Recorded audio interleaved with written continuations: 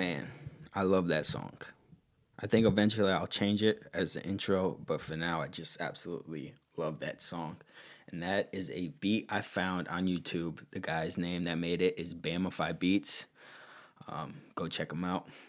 But yeah, I just love that song. Eventually I'll change it, but right now I think it just sets the mood that I want to create with this podcast. Just happy, it's not too upbeat, but I just love it. So we're gonna keep it for now. But yeah, this is episode 3 of my Avatar: The Last Airbender podcast. And last night I watched episodes 5 and 6.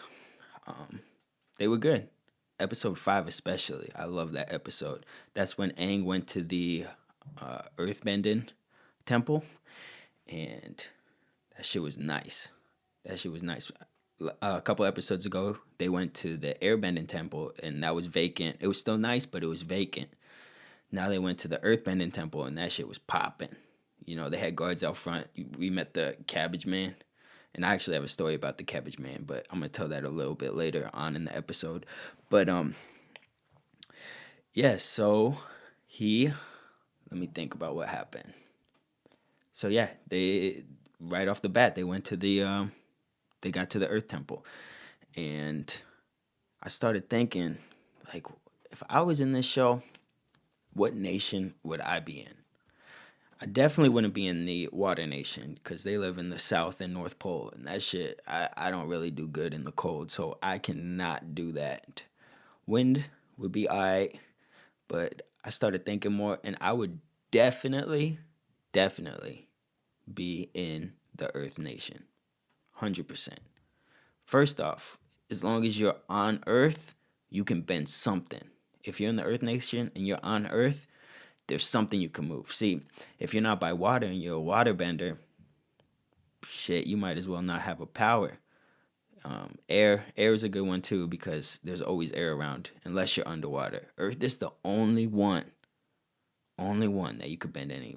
Of course, I would want to be all of them. I would want to be Aang, but that's kind of narcissistic of me to want all the powers, think that I'm the hero. So I'm all right with just playing the back role. I'm all right with living in the Earth Nation, being able to move some rocks a little bit. I'm not talking like crack dealer, because crack dealers move rocks. Those are the Earthbenders of today. I just thought of that. That's actually hilarious. Crack dealers are Earthbenders. But yeah, I would definitely be the Earth tribe. I mean, shit, look at my shirt right now. I don't know if you guys can see it, but it's got leaves on it. That's how you know. That's how you know that I like the environment and I like the Earth.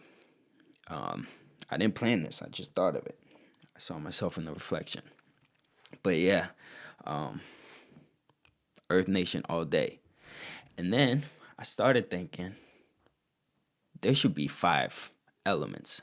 There should be the firebenders, there should be the waterbenders, there should be the airbenders, there should be the earthbenders, and then I think they should add a 5th one. I think they should have the gender benders. Because nowadays, every show you turn on, there's got to be a gay character in it. If Avatar: The Last Airbender was made today, there would be a gender bender tribe. And I don't know what they would control, because it definitely wouldn't be their emotions, because I've met some gender benders and they love the drama. They do. And that if they know what they want and they search after it and that's what makes them happy, shit, let them do it. I said let them do it if they want to. But yeah, I don't know what they would control. But anyway, so we get to the Earth Temple, and we meet the Cabbage Guy. And it's hard not to feel bad for the Cabbage Guy, because right off the start, they're throwing his fucking cart of cabbages off the fucking cliff. And you're like, shit. I just feel bad for him. They wouldn't let him into the temple. But then later on in the episode, they're riding the carts around. And apparently the Cabbage Guy made it in, and he got his cabbages back because he had them, and they crashed right into his cabbages, blew his whole cart up. And that actually reminded me of a story. This one time, me and my whole family, right? We we went to the pool. It was a summer day. We went to the pool, and while we were leaving, we were in our car. And my dad was waiting to turn out of the parking lot, and he was in the middle of a crosswalk, right? And I've done that before. You pull a little bit too far forward, and you can't go yet, so you're in the middle of a crosswalk, and maybe a guy's coming. So I'll usually look behind me. If there's no cars, I'll back up so he has a straight path across. Sometimes you can't back up, so you just got to endure that 5 minutes of awkwardness where the guy's going to walk around your car. And then maybe if they walk in front of you, maybe you can make eye contact with them and apologize. If they walk behind, then you just let him go on his way and hope that his day gets better from there because you got in his way. But anyway, so yeah, my dad's in the middle of the crosswalk. I was young. I want to say like 10. Super young, right? The whole family in the car. He's in the middle of the crosswalk. This biker's coming, and I see him from a while away. And I didn't really say anything because I didn't think nothing of it.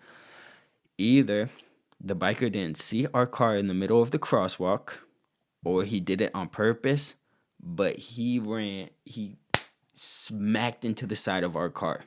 Full speed. He was going fast. He smacked into the side of our car. Scared the shit out of all of us. We didn't know what was happening. So my dad gets out. He's like, "Oh, are you okay?" And the guy, he didn't say anything. He got up and he ran away. We don't know. We don't know what that guy's problem was. He didn't say anything, and he ran away with his bike. He didn't ride his bike away. He picked up his bike and ran. So that shit was wild. And it left a huge dent on the side of our car. And we didn't have a whole lot of money, so we couldn't get it fixed. So we just had to live with that dent in the side of our car. And that shit was funny. Now that I'm thinking about it, that shit was funny. But yeah, that Cabbage Man kind of reminded me of that. We were like Aang and his crew. We were like the Cabbage Man, and Aang and his crew was the biker, and he just boom, smashed right into the side of our car. That was funny. But yeah, and then let me think what happened next. And then they met the old man. They met the old man who was the owner of the Earth Temple. And he had some challenges for him to prove his worthiness, I guess. And completed all the challenges like you would expect. He had some trouble with the first one trying to get the key, but he outsmarted it and did it. And then he had to get the little bunny. I still was kind of confused with that one because the big bunny was chasing after him, and he just kind of stopped. I must have missed why he stopped, but he just stopped. And then the third one is he had to fight. He had to choose one of the warriors to fight. And Aang's like, "No, I want to fight you." He's talking to the old man. He said, "I want to fight you." The old man ripped off his shirt. He was ripped. He ripped off his shirt, and he was still ripped. That shit. And he was like, "Oh, wrong decision." So they're fighting. And then neither of them win. So finally the old man's like, "All right, I'll just let you have it. You proved to be a good fighter." So he let Aang's friends go, and then he said one last thing. "What's my name?" And right then, that's when Aang figured out that old man used to be a good friend of his, a good childhood friend of his from like 100 years ago. Man, that reunion was something special. Cause I like TV shows and I like movies, and I can usually see stuff coming like that.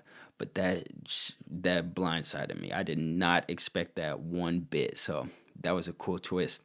But it was his childhood friend, and that got me thinking about if I met my childhood friend 100 years later, like, would we have something to talk about?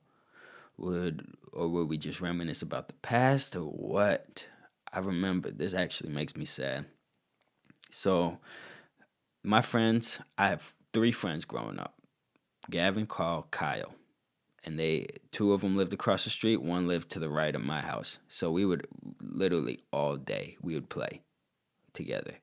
And So two of them were older, and then one was younger.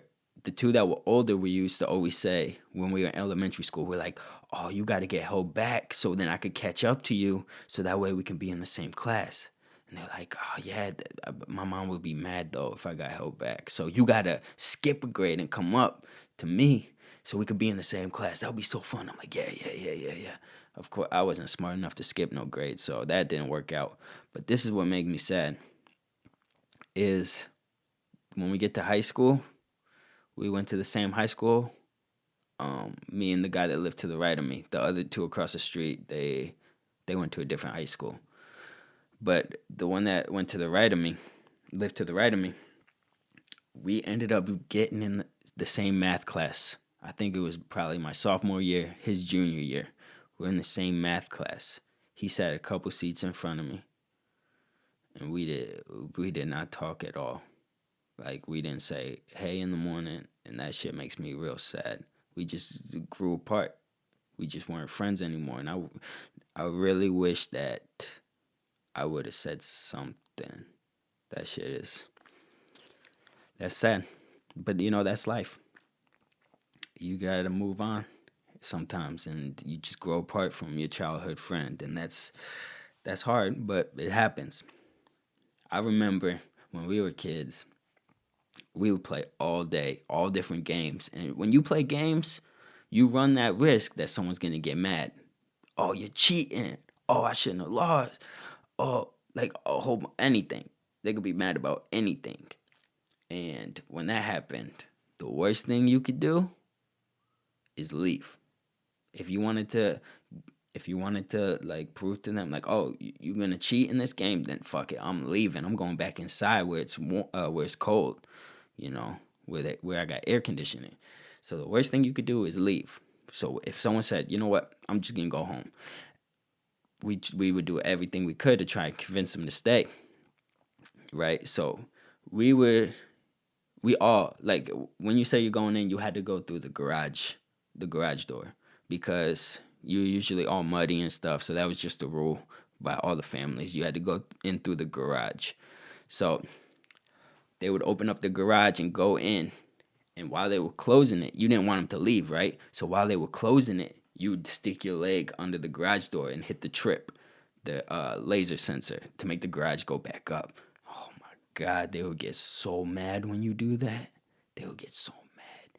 You hit the little laser, and the garage would go back up. They would come out, and they would be like, "You just let me fucking leave, let me fucking go." And you're like, "No, come on, let's keep playing." He's like, "No, I'm leaving." And then you go to close the garage again, and you fucking trip it again. And shit, that was childish, but sometimes it worked. They're like, "Fine, if you're not gonna let me go in, fine, I'll keep playing." You're like, "Yeah, yeah, yeah." So just stupid stuff like that I miss. But yeah, so that was episode 5. Then we got episode 6, and that's when it was more earthbending. You found out the fire tribe was putting people that earthbend in prison, and you met this nice young man who was practicing earthbending on the side, and he was scared that he was going to get caught. And then this old man was working in the mine, and some rocks fell on him, and they were trying to save him, but they couldn't. So Katana was like, "Yo, you got to do the earthbending to save this man." And he's like, "No, I don't want to. I'm going to go to jail if I do this." And she's like, "No one's here to see us. Just do it." So he did it. Then it turns out that the old man that he saved snitched on him. Fuck. Imagine that. And that happens in real life. I see it all the time. You give someone CPR. When you give someone CPR, you break their ribs. And if you break their ribs, you might save their life, but you might get hit with a lawsuit by that person. And you're like, "I saved your life." And they're like, "I don't care. Someone's got to pay for this." So they end up suing the person that saved their life, and I think that's fucked up. I remember I almost had to do CPR one time. It was while I was in college. We had taken a CPR class, or it was a health class, but there was a section of CPR, and the teacher's name was Doc. That's what we called him. and he taught CPR, like any CPR professional does. They teach CPR, and apparently, I'm trying to remember. I think you have to. They said when you do the compressions, you usually go down 2.5 inches, right? When you push down, you go down 2.5 inches, like 30 times or something. I kind of forgot, but you do it 30 times for 2.5 inches. And then he specifically said 2.5 inches, right? Then we get quizzed on it the next day. And the question is, how many inches do you go down when you do CPR? And I'm thinking 2.5. The answers were 1 inch, 2 inch, 3 inch, 4 inch. It was multiple choice. There was no 2.5. So immediately everyone was like, what? Like, what do we put? Someone specifically asked him, like, what do we put? And he goes, this is exactly what he says. He goes, pick the closest one.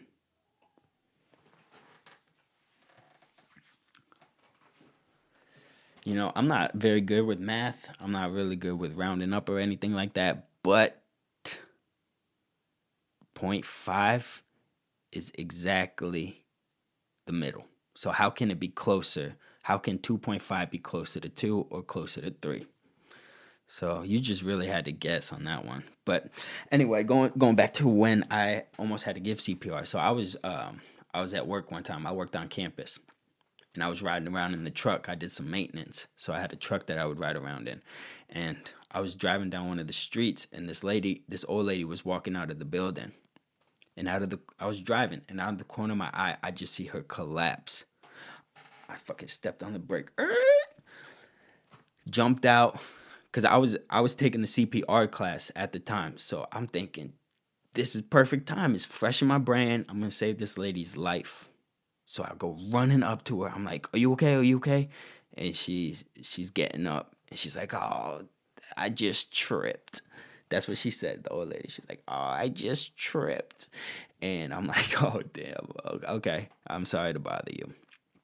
So, but I was ready. I was ready to save that lady's life if she needed it. But that's kind of a funny story. So, yeah, he gets incarcerated by helping that old man out. And then Katana, she gets incarcerated on purpose to try and save the people. And while she's in the jail, she's trying to give a speech to get everyone to all the earthbenders that are incarcerated to gather together so they can break free.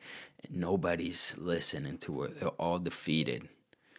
And that's just life sometimes. Sometimes you can't help somebody if they don't want to be helped. And it sucks, but that's just the case sometimes. So finally they devise a plan to get the coal out from underneath so then the earthbenders can bend it and break free, and that's exactly what happens. So in the end it was happy, but it was kind of frustrating that she was trying to help them and they wouldn't accept help. So that just happens though sometimes. So those were episodes 5 and 6. I enjoyed 5. Probably 5 might have been my favorite episode of all of them so far, just because I love that old man. He was funny. He was wise. Aang and him were best friends. It had a little twist at the end. I think 5 was my favorite one so far. 6 was decent. I just wish the old man didn't snitch on him because that kind of made me mad. But I like it. I like doing this podcast a lot. I like sharing stories.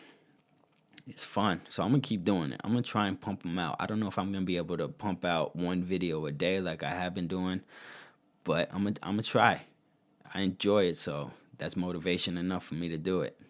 So I thank you for watching. And I'm going to be watching episodes 7 and 8 tonight. And I'll be back tomorrow to do another video. So enjoy your day, guys. And thank you for tuning in to episode 3 of the Avatar: The Last Airbender podcast.